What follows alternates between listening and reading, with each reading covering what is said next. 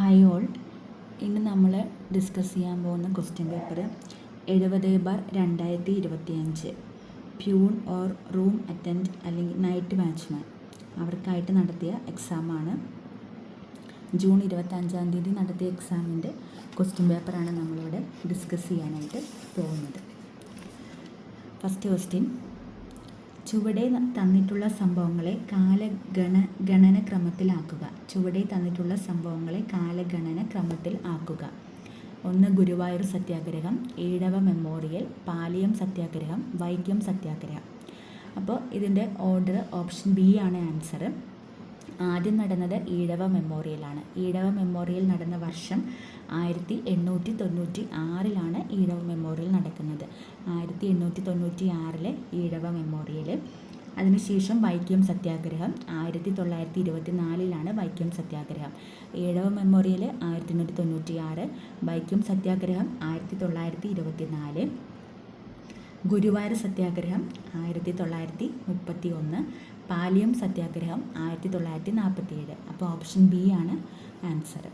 Ezhava memorial 1896, Vaikom സത്യാഗ്രഹം 1924, ഗുരുവായൂർ സത്യാഗ്രഹം 1931, പാലിയം സത്യാഗ്രഹം 1947.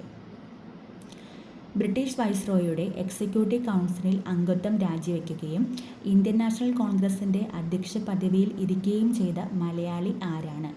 ചേറ്റൂർ ശങ്കരൻ നായരാണ്. അതായത് സി ശങ്കരൻ നായർ. ബ്രിട്ടീഷ് വൈസ്രോയുടെ എക്സിക്യൂട്ടീവ് കൗൺസിലിൽ അംഗത്വം രാജിവെക്കുകയും ഇന്ത്യൻ നാഷണൽ കോൺഗ്രസിൻ്റെ അധ്യക്ഷ പദവിയിൽ ഇരിക്കുകയും ചെയ്ത മലയാളിയാണ് ചേറ്റൂർ ശങ്കരൻ നായർ. 1900 ഏത് വൈസ്രോയ്ക്കാണ് രണ്ടാം ഈഴവ മെമ്മോറിയൽ സമർപ്പിച്ചത്? ലോർഡ് കേഴ്സനാണ് രണ്ടാം ഈഴവ മെമ്മോറിയൽ സമർപ്പിക്കുന്നത്.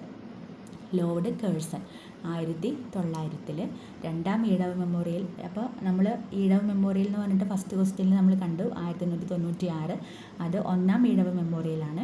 രണ്ടാം ഈഴവ മെമ്മോറിയൽ 1900 അത് സമർപ്പിച്ചത് ലോർഡ് കേഴ്സനാണ്. താഴെ തന്നിരിക്കുന്നവയിൽ ശരിയായ ജോഡി കണ്ടെത്തുക. ആത്മവിദ്യാസംഘം വാഗ്ഭടാനന്ദൻ, വക്കം അബ്ദുൽ ഖാദർ മൗലവി സ്വദേശാഭിമാനി, കുര്യാക്കോസ് ഏലിയാസ് ചവറ ആത്മാനുതാപം. ഈ മൂന്നും ശരിയാണ്. അപ്പോൾ ഓപ്ഷൻ ബി എല്ലാം ശരിയാണ്. ആത്മവിദ്യാസംഘം ആരാണ്? വാഗ്ഭടാനന്ദൻ. നമ്മൾ നല്ല വാക്കുകൾ പറഞ്ഞാൽ നമ്മുടെ ആത്മാവിന് എന്താണ്, അല്ലെങ്കിൽ നല്ല വാക്കുകൾ പറയുന്ന വാക്കെന്നുകൊണ്ട് ഉദ്ദേശിക്കുന്നത് എന്താ? മറ്റേ വാക്കായിട്ട് എടുക്കുക, വാഗ്ഭടാനന്ദൻ. അപ്പോൾ നമുക്ക് നമ്മുടെ ആത്മാവിനൊക്കെ നല്ലൊരു ആത്മാവുമായി ബന്ധപ്പെട്ട് നല്ല ആത്മാവാണെങ്കിൽ നല്ല വാക്ക് വരും. അങ്ങനെ എന്തെങ്കിലുമൊക്കെ കോഡ് ഉപയോഗിച്ചിട്ട് ഓർത്ത് വയ്ക്കുക. ആത്മവിദ്യാസംഘം വാഗ്ഭടാനന്ദൻ. വക്കം അബ്ദുൽ ഖാദർ മൗലവി സ്വദേശാഭിമാനി. ഇപ്പോൾ ആ പേര് സ്വദേശാഭിമാനി അബ്ദുൽ ഖാദർ മൗലവി. ഓക്കെ, വക്ക അബ്ദുൽ ഖാദർ മൗലവി സ്വദേശാഭിമാനി. കുര്യാക്കോസ് ഏലിയാസ് ചവറ ആത്മാനുതാപം. കുര്യാക്കോസ് ഏലിയാസ് ചവറ എന്ന് പറഞ്ഞത് ഒരു അച്ഛനാണ് അല്ലേ, പള്ളിയിലെ അച്ഛനായിരുന്നു. അപ്പോൾ നമുക്ക് പറയാം ആത്മാനുതാപം. അങ്ങനെയുള്ള പുസ്തകങ്ങളൊക്കെ അച്ഛന്മാരുമായിട്ട് റിലേറ്റ് ചെയ്ത് ഉണ്ടാവുന്നതാണല്ലോ. അപ്പോൾ കുര്യാക്കോസ് ഏലിയാസ് ചവറ. അപ്പോൾ ഇവിടെ എല്ലാം ശരിയാണ്. സമത്വ സമാജം എന്ന പരിഷ്കരണ പ്രസ്ഥാനം ആരംഭിച്ച സാമൂഹ്യ പരിഷ്കർത്താവ് വൈകുണ്ഠ സ്വാമികളാണ്. സമത്വ സമാജം ആരാണ്? വൈകുണ്ഠ സ്വാമികളാണ് സമത്വ സമാജം സ്ഥാപിച്ചത്. വൈകുണ്ഠ സ്വാമികൾ. അടുത്ത ക്വസ്റ്റ്യൻ: 1916 പൂനെയിൽ ഇന്ത്യയിലെ ആദ്യ വനിതാ സർവകലാശാല സ്ഥാപിച്ചത് ആരാണ്? DK കാർവെയാണ്. 1916 പൂനെയിൽ ഇന്ത്യയിലെ ആദ്യത്തെ വനിതാ സർവകലാശാല സ്ഥാപിച്ചത് DK കാർവെ. ഗാന്ധിജിയുടെ നേതൃത്വത്തിൽ നടന്ന നിസ്സഹകരണ സമരം നിർത്തിവെക്കാനുണ്ടായ കാരണം? ചൗരി ചൗര സംഭവം. ഗാന്ധിജിയുടെ നേതൃത്വത്തിൽ നടന്ന നിസ്സഹകരണ സമരം നിർത്തിവെക്കാനുണ്ടായ കാരണം? ചൗരി ചൗര സംഭവം. സന്യാസി കലാപം നടന്നത് എവിടെയാണ്? ബംഗാൾ. സന്യാസി കലാപം നടന്നത് ബംഗാൾ. ഇന്ത്യൻ നാഷണൽ കോൺഗ്രസിൻ്റെ എവിടെ വെച്ച് നടന്ന സമ്മേളനത്തിലാണ് ക്വിറ്റ് ഇന്ത്യ പ്രമേയം പാസ്സാക്കിയത്? ബോംബെയിൽ. ഇന്ത്യൻ നാഷണൽ കോൺഗ്രസിൻ്റെ എവിടെ വെച്ച് നടന്ന സമ്മേളനത്തിലാണ് ക്വിറ്റ് ഇന്ത്യ പ്രമേയം പാസ്സാക്കിയത്? അപ്പോൾ ബോംബെയിൽ വെച്ച് നടന്ന സമ്മേളനത്തിലാണ് ക്വിറ്റ് ഇന്ത്യ പ്രമേയം പാസ്സാക്കിയത്. സന്യാസി കലാപം എവിടെയാണ് നടന്നത്? ബംഗാളിൽ. ഏത് ഗാന്ധിജിയുടെ നേതൃത്വത്തിൽ നടന്ന നിസ്സഹകരണ സമരം നിർത്തിവെക്കാനിടയായ കാരണമാണ് ചൗരി ചൗര സംഭവം. ഏഷ്യാറ്റിക് സൊസൈറ്റി ഓഫ് ബംഗാൾ സ്ഥാപിച്ചത് ആരാണ്? വില്യം ജോൺസ് ആണ്. വില്യം ജോൺസ് ആണ് ഏഷ്യാറ്റിക് സൊസൈറ്റി ഓഫ് ബംഗാൾ സ്ഥാപിച്ചത്. ഏഷ്യാറ്റിക് സൊസൈറ്റി ഓഫ് ബംഗാൾ സ്ഥാപിച്ചത് ആരാണ്? William Jones. William Jones Asiatic Society of Bengal.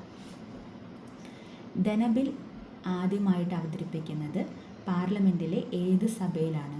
ലോകസഭയിലാണ് ധനബില്ല് ആദ്യമായിട്ട്, അതായത് ധനബില്ല് ആദ്യം അവതരിപ്പിക്കുന്നത് പാർലമെൻറ്റിലെ ഏത് സഭയിലാണ്? ലോകസഭയിലാണ്. അപ്പോൾ ലോകസഭയിലാണ് നമ്മൾ ധനബില്ല് ആദ്യം അവതരിപ്പിക്കുകയുള്ളൂ, എന്നിട്ടാണ് രാജ്യസഭയിൽ അവതരിപ്പിക്കുകയുള്ളൂ. അപ്പോൾ എപ്പോഴാണെങ്കിലും നമ്മൾ ധനബില്ലുകൾ ആദ്യം അവതരിപ്പിക്കുന്നത് എപ്പോഴും ലോകസഭയിലായിരിക്കും. മൗലിക അവകാശങ്ങളിൽ ഏതെങ്കിലും ലംഘിക്കപ്പെടുന്ന പക്ഷം അവ പുനഃസ്ഥാപിച്ചു കിട്ടുന്നതിന് അനുച്ഛേദം 226 പ്രകാരം ഏത് കോടതിയെയാണ് സമീപിക്കാൻ കഴിയുന്നത്? ഹൈക്കോടതിയെയാണ് സമീപിക്കാൻ കഴിയുന്നത്. അപ്പോൾ മൗലിക അവകാശങ്ങളിലെ ഏതെങ്കിലും ലംഘിക്കപ്പെടുന്ന പക്ഷം അവ പുനഃസ്ഥാപിച്ചു കിട്ടുന്നതിന് അനുച്ഛേദം 226 പ്രകാരം ഏത് കോടതിയാണ് സമീപിക്കാൻ കഴിയുന്നത്? ഹൈക്കോടതിയെയാണ് സമീപിക്കാൻ കഴിയുന്നത്. ഭരണഘടനയുടെ ഭാഗം 3 മൗലിക അവകാശങ്ങളെക്കുറിച്ച് പറയുന്നത്. മൗലിക അവകാശങ്ങൾ 6 നമുക്കുള്ളത്. ഈ അനുച്ഛേദം 226 എന്താണ്?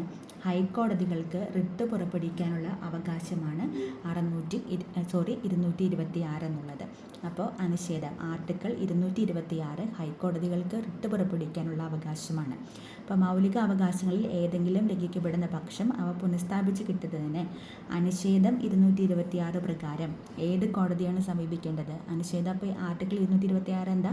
ഹൈക്കോടതികൾക്ക് റിട്ട് പുറപ്പെടുവിക്കാനുള്ള അവകാശമാണ്. അപ്പോൾ ഹൈക്കോടതിനെയാണ് സമീപിക്കേണ്ടത്. നമുക്കൊരു ഇന്ത്യൻ പൗരന് 6 മൗലിക അവകാശങ്ങളാണുള്ളത്. അത് ഭാഗം 3 പറയുന്നത്. വോട്ടിംഗ് പ്രായം 21 വയസ്സിൽ നിന്നും 18 കുറച്ച ഭരണഘടനാ ഭേദഗതി 61 ഭേദഗതിയാണ്. വോട്ടിംഗ് പ്രായം 21 വയസ്സിൽ നിന്നും 18 കുറച്ച ഭരണഘടനാ ഭേദഗതി 61 ഭേദഗതി. ഏതാണ്? 21 വയസ്സിൽ നിന്നും 18 കുറച്ചു. അതേതാണ്? 61 ഭേദഗതി. വിദ്യാഭ്യാസം ഏത് ലിസ്റ്റുമായി ബന്ധപ്പെട്ടിരിക്കുന്നു? Concurrent list. അപ്പോൾ കൺകറൻറ്റ് നമുക്ക് 3 തരത്തിലുള്ള ലിസ്റ്റുകളുണ്ടല്ലേ. അപ്പോൾ സ്റ്റേറ്റ് ലിസ്റ്റ് ഉണ്ട്, യൂണിയൻ ലിസ്റ്റ് ഉണ്ട്, കൺകറൻറ്റ് ലിസ്റ്റ് ഉണ്ട്. അതിൽ കൺകറൻറ്റ് ലിസ്റ്റിലാണ് വിദ്യാഭ്യാസത്തെക്കുറിച്ച് പറയുന്നത്. ലിസ്റ്റുകൾ ഏതിലാണ് വരുന്നത്?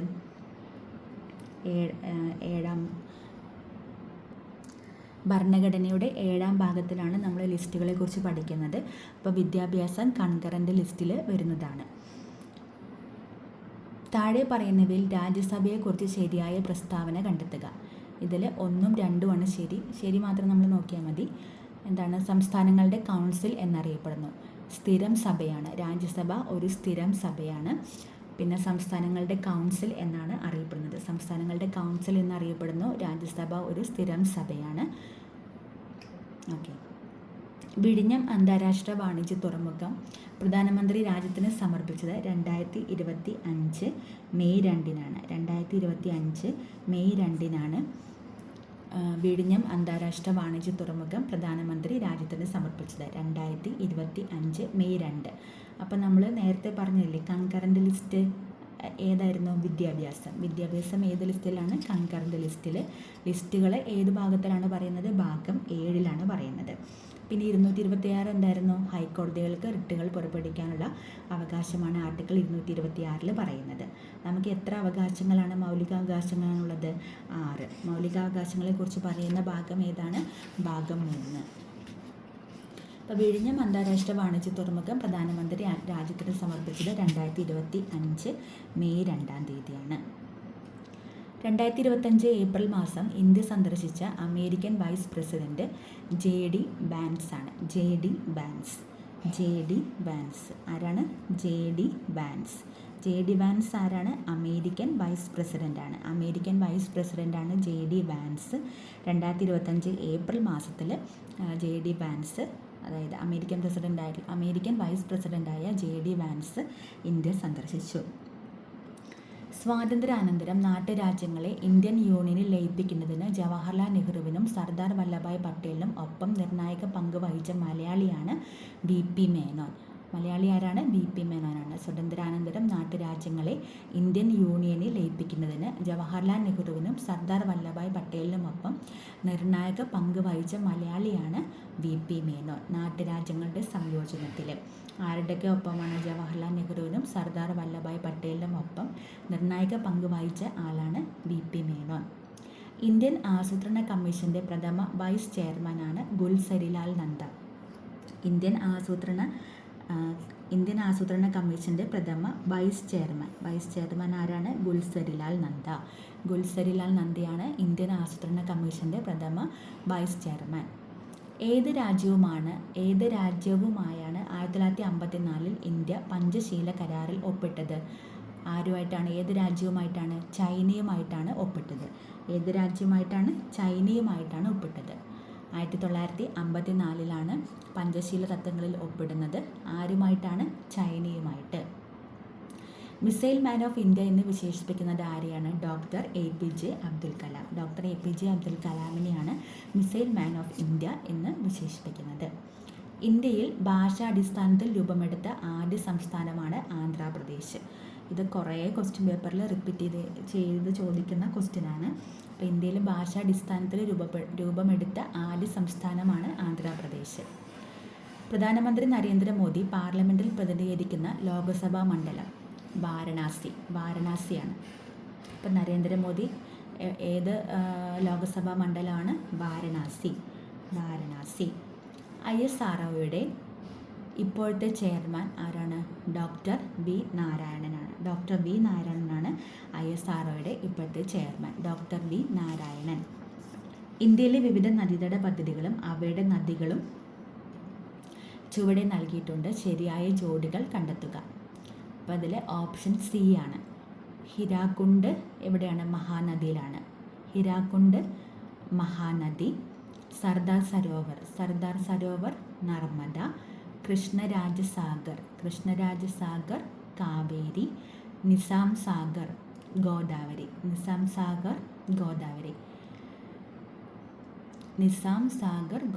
അപ്പോൾ ഹിരാക്കുണ്ട് അണക്കെട്ട് ഹിരാ മഹാ, അങ്ങനെ ഓർക്കുക. ഹിരാ മഹാ.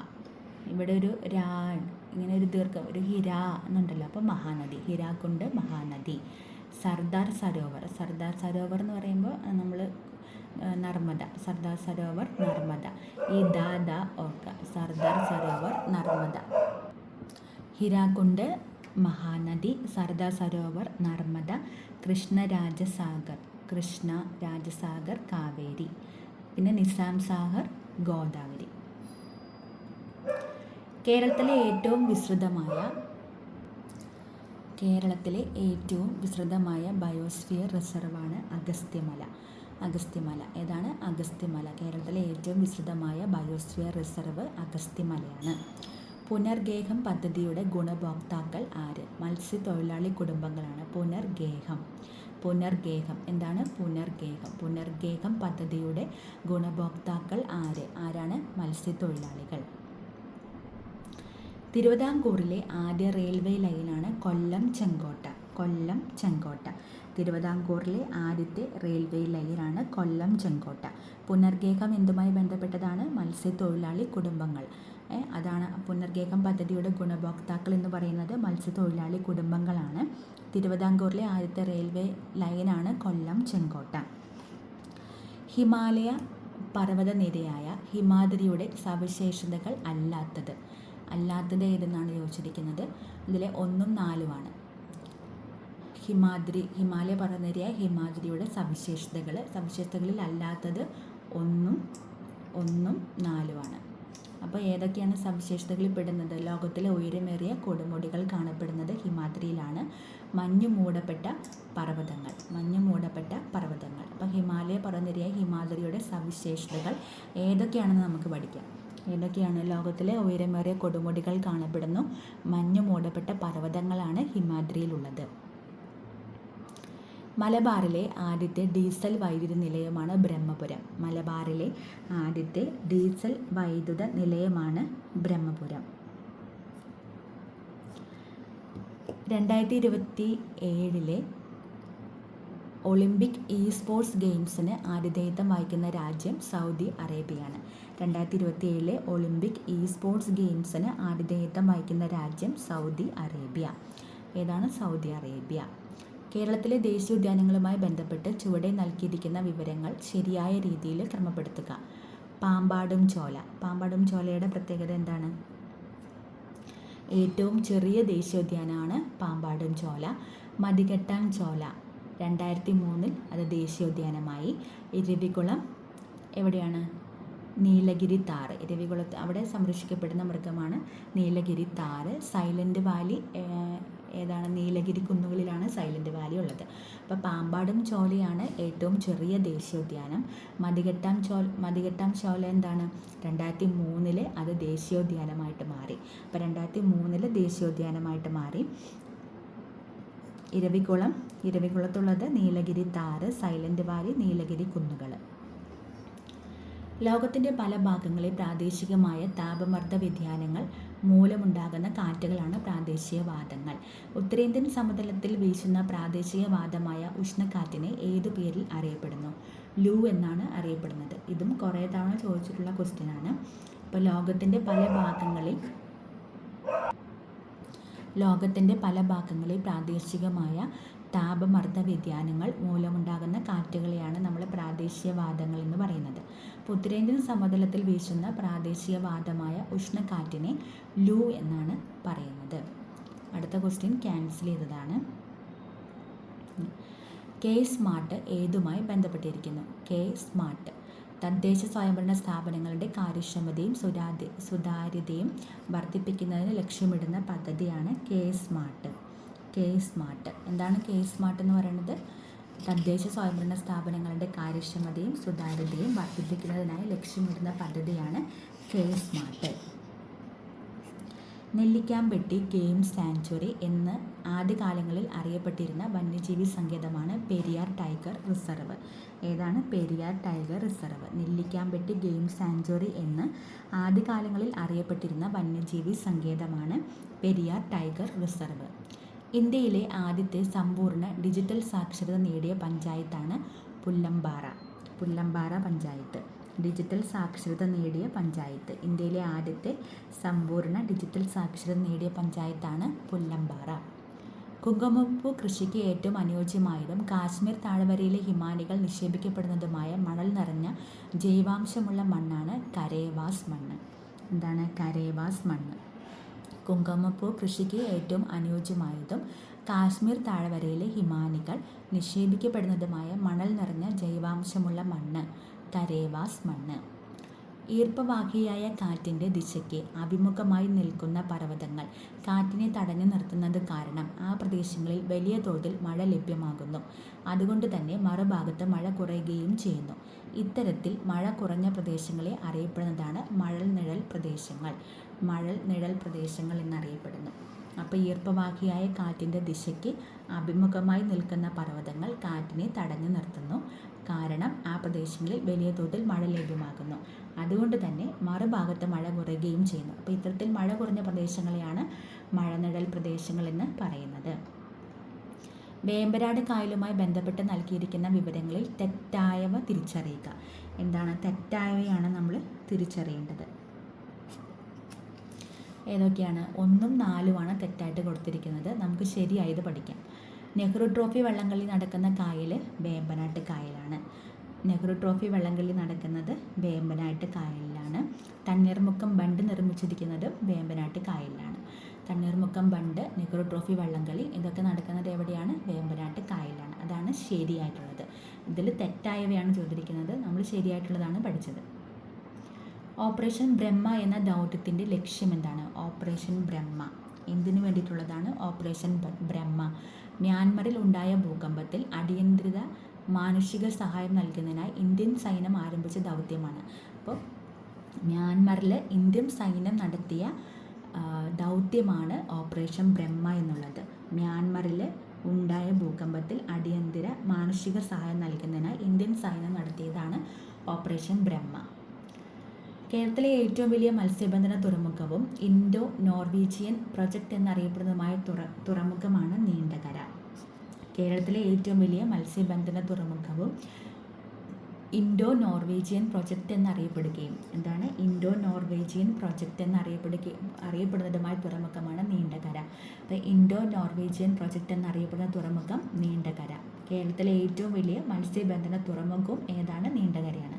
അപ്പോൾ കേരളത്തിലെ ഏറ്റവും വലിയ മത്സ്യബന്ധന തുറമുഖം, അതേപോലെ Indo Norwegian project അറിയപ്പെടുന്നതുമായിട്ടുള്ള തുറമുഖമാണ് Neendakara.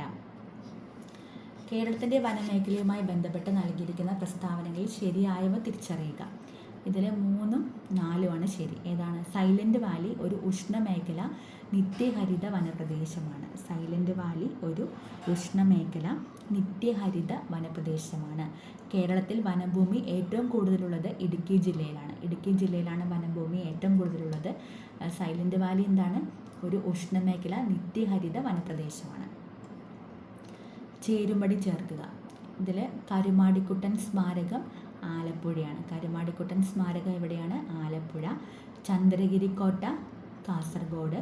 Punalur തൂക്കുപാലം കൊല്ലം. വാഗൺ ട്രാജഡി സ്മാരകം മലപ്പുറം. ഓപ്ഷൻ സി ആണ് ആൻസർ. അപ്പോൾ കരുമാടിക്കുട്ടൻ സ്മാരകം ആലപ്പുഴ, ചന്ദ്രഗിരിക്കോട്ട കാസർഗോഡ്, പുനലൂർ തൂക്കുപാലം കൊല്ലം, വാഗൺ ട്രാജഡി സ്മാരകം മലപ്പുറം. താഴെ തന്നിരിക്കുന്നതിൽ നിന്നും ശരിയായവ കണ്ടെത്തുക. ഇതിൽ 2ഉം 4ഉമാണ് ശരി.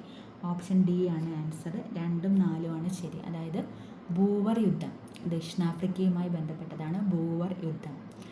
രക്തരഹിത വിപ്ലവം ഇംഗ്ലണ്ടാണ്. അപ്പോൾ ബൂവർ യുദ്ധം ദക്ഷിണാഫ്രിക്ക, രക്തരഹിത വിപ്ലവം ഇംഗ്ലണ്ട്. ബൂവർ യുദ്ധം ദക്ഷിണാഫ്രിക്ക. ബൂവർ യുദ്ധം ദക്ഷിണാഫ്രിക്ക, രക്തരഹിത വിപ്ലവം ഇംഗ്ലണ്ട്. കോഴിക്കോടിനെ കുറിച്ച് പരാമർശിക്കുന്ന സംസ്കൃത സന്ദേശ കാവ്യമാണ് കോകില സന്ദേശം. കോകില സന്ദേശം എന്ന സംസ്കൃത കാവ്യത്തിൽ കോഴിക്കോടിനെ കുറിച്ചാണ് പ്രതിപാദിക്കുന്നത്. ഏതാണ്? കോകില സന്ദേശം, കോഴിക്കോട്. എന്താണ്? കോകില സന്ദേശം എന്ന സംസ്കൃത കാവ്യത്തിൽ കോഴിക്കോടിനെ കുറിച്ചിട്ടാണ് പരാമർശിക്കുന്നത്. ഭൂമിയുടെ ഉള്ളറയിലെ വിവിധ പാളികളുടെ പേരുകളാണ് ചുവടെ ചേർക്കുന്നത്. അവയെ ഉപരിതലത്തിൽ നിന്നും ഉള്ളിലേക്ക് എന്ന തരത്തിൽ ക്രമീകരിച്ച് എഴുതുക. ഉപരിതലത്തിൽ ഏതാണ്? ഭൂവൽക്കം, പിന്നെ മാൻഡിൽ, പുറക്കാമ്പ്, അകക്കാമ്പ്. ഓപ്ഷൻ ബി ആണ് ആൻസർ. ഭൂവൽക്കം, മാൻഡിൽ, പുറക്കാമ്പ്, അകക്കാമ്പ്. താഴെ പറയുന്ന പ്രസ്താവനകളിൽ തെറ്റായവ കണ്ടെത്തുക. ഇതിലെ 1ഉം 4ഉം 6ഉം തെറ്റാണ്. അപ്പോൾ ശരിയായത് ഏതാണെന്ന് നോക്കാം. 18 വയസ്സ് തികഞ്ഞ എല്ലാവർക്കും വോട്ടവകാശമുണ്ട്.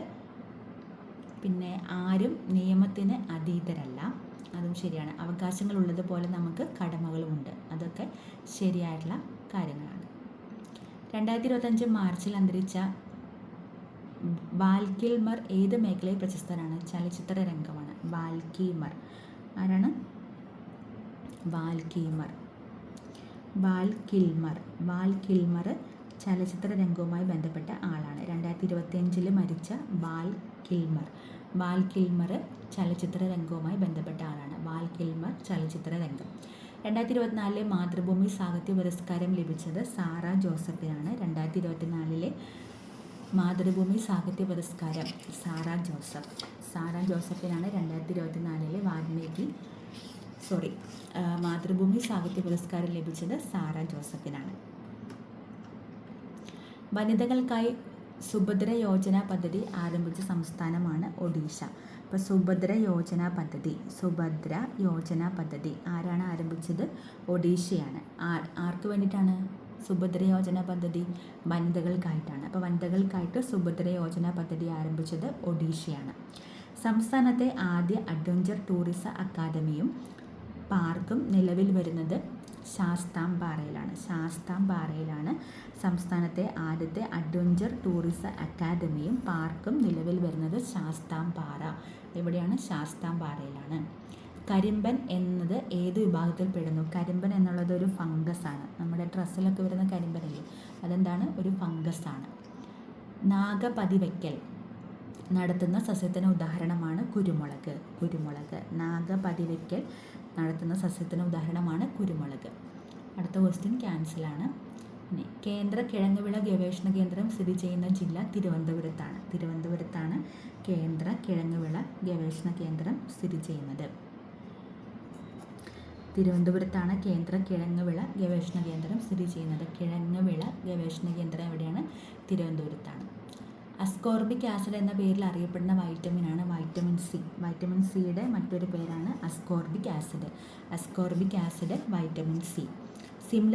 സിംല കരാർ ഏത് രാജ്യങ്ങൾ തമ്മിലുള്ള ഉടമ്പടിയാണ്? ഇന്ത്യയും പാകിസ്ഥാനും തമ്മിലുള്ള ഉടമ്പടിയാണ് സിംല കരാർ. ഇന്ത്യയും പാകിസ്ഥാനും തമ്മിലുള്ള ഉടമ്പടിയാണ് സിംല കരാർ. യുനെസ്കോ അംഗീകാരം ലഭിച്ച കേരളീയ കലാരൂപങ്ങൾ. ഈ കൊടുത്തിരിക്കുന്ന ഓപ്ഷൻസിൽ കൂടിയാട്ടം മാത്രമേ ഉള്ളൂ. അപ്പോൾ കൂടിയാട്ടത്തിന് യുനെസ്കോ അംഗീകരിച്ച കേരളീയ കലാരൂപമാണ് കൂടിയാട്ടം. കോൺവെക്സ് ദർപ്പണവുമായി ബന്ധപ്പെട്ട് താഴെ തന്നിരിക്കുന്ന പ്രസ്താവനകളിൽ ശരിയായത് തിരഞ്ഞെടുക്കുക.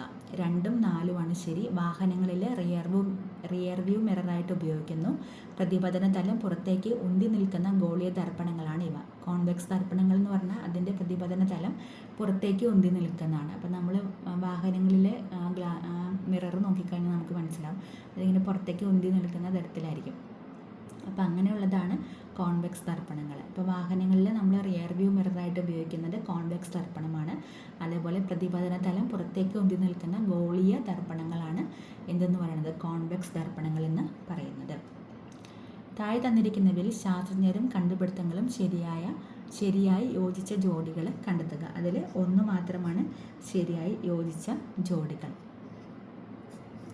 ഏതൊക്കെയാണ്? ഇലക്ട്രോൺ കണ്ടുപിടിച്ചത് ജെ തോംസൺ ആണ്. അപ്പോൾ താഴെ തന്നിരിക്കുന്നവയിൽ ശാസ്ത്രജ്ഞരും കണ്ടുപിടുത്തങ്ങളും ശരിയായി യോജിച്ച ജോഡികൾ കണ്ടെത്തുക. അപ്പോൾ ഇലക്ട്രോൺ കണ്ടുപിടിച്ചത് ജെ തോംസൺ. അത് മാത്രമാണ് കറക്റ്റായിട്ടുള്ളത്. നമ്മളൊരു കോഡ് പഠിച്ചിട്ടുണ്ടല്ലേ, പെൻ ആർ ടി സി എന്ന് പറഞ്ഞിട്ടൊരു കോഡുണ്ട്. അതായത് പ്രോട്ടോൺ കണ്ടുപിടിച്ചത് റുദർഫോർഡ്, ഇലക്ട്രോൺ കണ്ടുപിടിച്ചത് ജെ തോംസൺ, ന്യൂട്രോൺ കണ്ടുപിടിച്ചത് ജെയിംസ് ചാഡ്വിക്ക്. അപ്പോൾ ഇതിങ്ങനെ ഇവിടെ ഈ 2 അവർ തിരിച്ചാണ് കൊടുത്തിരിക്കുന്നത്. പ്രോട്ടോൺ റുദർഫോർഡും ന്യൂട്രോൺ കണ്ടുപിടിച്ചത് ജെയിംസ് ചാഡ്വിക്കുമാണ്. താഴെ പറയുന്ന പദാർത്ഥങ്ങളിൽ ഏതിൽ നിന്നാണ് വളരെ എളുപ്പത്തിലും വേഗത്തിലും ചെലവ് കുറഞ്ഞ രീതിയിലും സിങ്ക് വേർതിരിച്ചെടുക്കാൻ കഴിയുന്നത്? കലാമിൽ നിന്നാണ് സിങ്ക് വേർതിരിച്ചെടുക്കാൻ കഴിയുന്നത്. അപ്പോൾ വേഗത്തിലും ചെലവ് കുറഞ്ഞ രീതിയിലും സിങ്ക് വേർതിരിച്ചെടുക്കാൻ കഴിയുന്നത് കലാമിൽ നിന്നാണ്. താഴെ തന്നിരിക്കുന്ന പ്രസ്താവനകൾ ഏത് മൂലകത്തെ സൂചിപ്പിക്കുന്നു? ന്യൂട്രോൺ കാണപ്പെടുന്നില്ല. മാസ് നമ്പർ 1 ആണ്. ഹെൻറി കാവൻഡിഷ് ആണ് ഈ മൂലകം കണ്ടെത്തിയത്. ഏതുമായി ബന്ധപ്പെട്ട അതാണ്? ഹൈഡ്രജൻ ആണ്. അപ്പോൾ ഹൈഡ്രജൻ്റെ അറ്റോമിക് നമ്പർ 1 ആണ്. അതിൽ ന്യൂട്രോൺ ഇല്ല. മാസ് നമ്പർ 1 ആണ്. ഹെൻറി കാവൻഡിഷ് ആണ് ഈ മൂലകം കണ്ടെത്തിയത്. അപ്പോൾ ഹൈഡ്രജൻ കണ്ടുപിടിച്ചത് ആരാണ്? ഹെൻറി കാവൻഡിഷ് ആണ് ഹൈഡ്രജൻ കണ്ടുപിടിച്ചത്. ന്യൂട്രോൺ അതിൽ കാണപ്പെടുന്നില്ല. മാസ് നമ്പർ 1 ആയ മൂലകമാണ്. താപപ്രേഷണവുമായി ബന്ധപ്പെട്ട് താഴെ തന്നിരിക്കുന്ന പ്രസ്താവനകളിൽ ശരിയായത് തിരഞ്ഞെടുക്കുക. ഈ കൊടുത്തിരിക്കുന്ന എല്ലാം ശരിയാണ്. തന്മാത്രകളുടെ യഥാർത്ഥ സ്ഥാനമാറ്റം മുഖേന താപം പ്രേഷണം ചെയ്യപ്പെടുന്നു. തന്മാത്രകളുടെ യഥാർത്ഥത്തിലുള്ള സ്ഥാനമാറ്റം ഇല്ലാതെ താപം പ്രേഷണം ചെയ്യപ്പെടുന്നു. മാധ്യമത്തിൻ്റെ സഹായമില്ലാതെ താപം പ്രേഷണം ചെയ്യപ്പെടുന്നു. മാധ്യമത്തിൻ്റെ സഹായമില്ലാതെയും താപം പ്രേഷണം ചെയ്യപ്പെടുന്നുണ്ട്. തന്മാത്രകളുടെ യഥാർത്ഥത്തിലുള്ള സ്ഥാനമാറ്റം ഇല്ലാതെ താപം പ്രേഷണം ചെയ്യപ്പെടുന്നുണ്ട്. തന്മാത്രകളുടെ യഥാർത്ഥ സ്ഥാനമാറ്റം മുഖേനയും താപം പ്രേഷണം ചെയ്യപ്പെടുന്നുണ്ട്. അപ്പോൾ ഇതെല്ലാം ശരിയാണ്. 2023 രസതന്ത്ര നോബൽ സമ്മാനം ലഭിച്ചത് എന്തിൻ്റെ കണ്ടുപിടുത്തത്തിനാണ്? ക്വാണ്ടം ഡോട്ടിൻ്റെ കണ്ടുപിടുത്തത്തിനാണ് രസതന്ത്ര നോബൽ സമ്മാനം ലഭിച്ചത്. 2023 രസതന്ത്ര നോബൽ സമ്മാനം ലഭിച്ചത് ക്വാണ്ടം ഡോട്ടിൻ്റെ കണ്ടുപിടുത്തത്തിനാണ്. DRDOയുടെ ഇപ്പോഴത്തെ ചെയർമാൻ ആരാണ്? ഡോക്ടർ സമീർ വി കാമത്താണ് DRDOയുടെ ഇപ്പോഴത്തെ ചെയർമാനാണ് ഡോക്ടർ സമീർ വി കാമത്ത്. താഴെ തന്നിരിക്കുന്നവയിൽ ഏതാണ് ഇന്ത്യയിൽ ഉൾപ്പെടാത്ത എക്കോളജിക്കൽ ഹോട്ട്സ്പോട്ട്? ആ ക്വസ്റ്റ്യൻ ഡിലീറ്റ് ചെയ്തിട്ടുണ്ട്. മലമ്പനി രോഗകാരിയായ പ്ലാസ്മോഡിയം ഏത് വിഭാഗത്തിൽ പെടുന്നു? പ്രോട്ടോസോവയാണ്. മലമ്പനിക്ക് അപ്പോൾ രോഗകാരി ആരാണ്? പ്ലാസ്മോഡിയമാണ്. മലമ്പനി, പ്ലാസ്മോഡിയം, അത് ഏത് വിഭാഗത്തിലാണ് പെടുന്നത്? പ്രോട്ടോസോവ വിഭാഗത്തിൽ ഉൾപ്പെടുന്നു. പ്രോട്ടോസോവ വിഭാഗത്തിലാണ് പ്ലാസ്മോഡിയം ഉൾപ്പെടുന്നത്. മലമ്പനി, പ്ലാസ്മോഡിയം, രോഗകാരിയായിട്ടുള്ള പ്ലാസ്മോഡിയം ഏത് വിഭാഗത്തിൽ പെടുന്നു? പ്രോട്ടോസോവ. വൈഡാൽ പരിശോധന ഏത് രോഗകാരിയെ തിരിച്ചറിയാൻ സഹായിക്കുന്നു? Salmonella typhi. വൈഡൽ പരിശോധന അത് സാൽമോണല്ല ടൈഫി എന്ന രോഗകാരിയെ തിരിച്ചറിയാൻ വേണ്ടിയിട്ട് ഉപയോഗിക്കുന്നതാണ് വൈഡൽ പരിശോധന. അപ്പോൾ വൈഡൽ പരിശോധന സാൽമോണല്ല ടൈഫി. രക്തത്തിൽ കാണപ്പെടുന്ന ഫാഗോസൈറ്റിക് കോശം ഏതാണ്? മോണോസൈറ്റാണ് ഫാഗോസൈറ്റിക് കോശം ഏതാണ്? മോണോസൈറ്റാണ്. വൈഡൽ പരിശോധന നമ്മൾ പറഞ്ഞു സാൽമോണല്ല ടൈഫി എന്ന രോഗകാരിയെ തിരിച്ചറിയാൻ വേണ്ടിയിട്ടാണ്. എന്തിനാണ് ഈ വൈഡൽ പരിശോധന നടത്തുന്നത്? ടൈഫോയിഡ് രോഗം കണ്ടുപിടിക്കാൻ വേണ്ടിയിട്ടാണ് നമ്മൾ വൈഡൽ ടെസ്റ്റ് നടത്തുന്നത്. ഈ രക്തത്തിൽ കാണപ്പെടുന്ന ഫാഗോസൈറ്റിക് കോശമാണ് മോണോസൈറ്റ് എന്ന് പറഞ്ഞു. എന്താണ് ഈ ഫാഗോസൈറ്റിക് കോശം എന്ന് പറഞ്ഞത്? ബാക്ടീരിയ, വൈറസ് പോലുള്ള രോഗങ്ങളെ വിഴുങ്ങി നശിപ്പിക്കുന്ന കോശങ്ങളെയാണ് നമ്മൾ ഫാഗോസൈറ്റിക് കോശങ്ങൾ എന്ന് പറയുന്നത്. അപ്പോൾ മോണോസൈറ്റ് എന്ന് പറയുന്ന രക്തത്തിലെ മോണോസൈറ്റ് ഫാഗോസൈറ്റിക് കോശമാണ്. അത് എന്ത് ചെയ്യുന്നു? ബാക്ടീരിയ, ഫംഗസ് പോലെയുള്ളതിനെല്ലാം വിഴുങ്ങി നശിപ്പിക്കുന്നവയാണ്. ഒരു കാർഡിയാക് സൈക്കിൾ പൂർത്തീകരിക്കാൻ ആവശ്യമായ സമയം എത്രയാണ്? 0.8 സെക്കൻഡാണ്. 0.8 സെക്കൻഡാണ് ഒരു കാർഡിയാക് സൈക്കിൾ പൂർത്തീകരിക്കാൻ ആവശ്യമായ സമയം. ഒരു കാർഡിയാക് സൈക്കിൾ പൂർത്തീകരിക്കാൻ ആവശ്യമായ സമയം എത്രയാണ്? 0.8 സെക്കൻഡ്.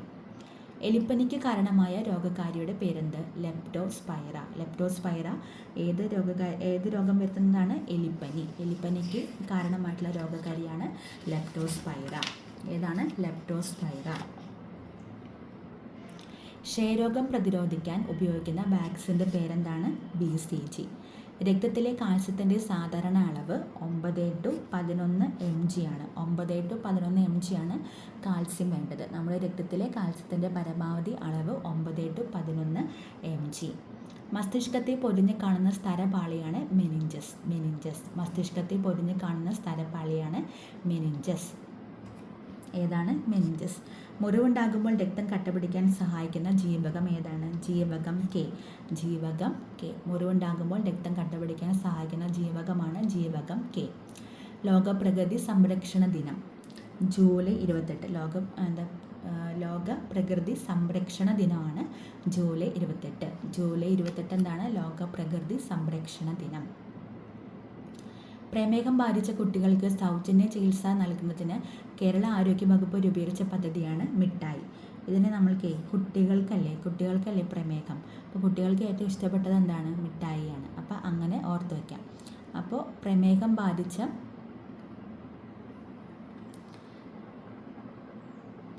ബാധിച്ച കുട്ടികൾക്ക് സൗജന്യ ചികിത്സ നൽകുന്നതിന് കേരള ആരോഗ്യ വകുപ്പ് രൂപീകരിച്ച പദ്ധതിയാണ് ഏത്? മിഠായി. അമീബിക് മെനിഞ്ചോ എൻസെഫലൈറ്റിസിന് കാരണമാകുന്ന രോഗകാരി ഏതാണ്? നെയ്ഗ്ലേരിയ ഫൈലേരി. ഏതാണ്? നെയ്ഗ്ലേരിയ ഫൈലേരി. അമീബിക് മെനിഞ്ചോ എൻസെഫലൈറ്റിസിന് കാരണമാകുന്ന രോഗകാരി. അമീബിക് മെനിഞ്ചോ എൻസെഫലൈറ്റിസിന് കാരണമാകുന്ന രോഗകാരിയാണ് നെയ്ഗ്ലേരിയ ഫൈലേരി. ഏതാണ്? നെയ്ഗ്ലേരിയ ഫൈലേരി. 2023 കേരളത്തിലെ ആരോഗ്യ മേഖലയിലെ നൂതന സാങ്കേതിക വിദ്യകൾക്കുള്ള ഡിജിറ്റൽ ട്രാൻസ്ഫോർമേഷൻ അവാർഡ് ലഭിച്ചത് ഏത് ആരോഗ്യ പദ്ധതിക്കാണ്? ആശാധാര. ഏതാണ്? ആശാധാര എന്ന ആരോഗ്യ പദ്ധതിക്കാണ്.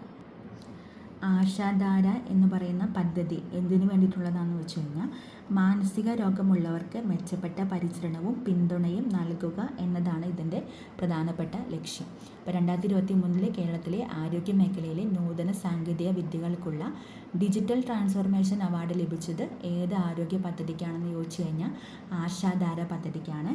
എന്താണ് ആശാധാര പദ്ധതി? മാനസിക രോഗമുള്ളവർക്ക് മെച്ചപ്പെട്ട പരിചരണവും പിന്തുണയും നൽകുക എന്നതാണ് ഈ ആശാധാര പദ്ധതിയുടെ പ്രധാനപ്പെട്ട ലക്ഷ്യം. അപ്പോൾ ഇത്രയാണ് ഈ ക്വസ്റ്റ്യൻ പേപ്പറിൽ ഉണ്ടായിരുന്ന GK ക്വസ്റ്റ്യൻസ്. അപ്പോൾ 80 ക്വസ്റ്റ്യൻസ് നമ്മൾ ഡിസ്കസ് ചെയ്തിട്ടുണ്ട്. അപ്പോൾ എല്ലാവരും നന്നായി പഠിക്കുക. ഇനി വരുന്ന LGS എക്സാമിന് ഈ പ്രീവിയസ് ക്വസ്റ്റ്യൻസ് എല്ലാം നമുക്ക് ഉപകാരപ്പെടും. അപ്പോൾ എല്ലാ കൂട്ടുകാരും നന്നായി പഠിക്കുക.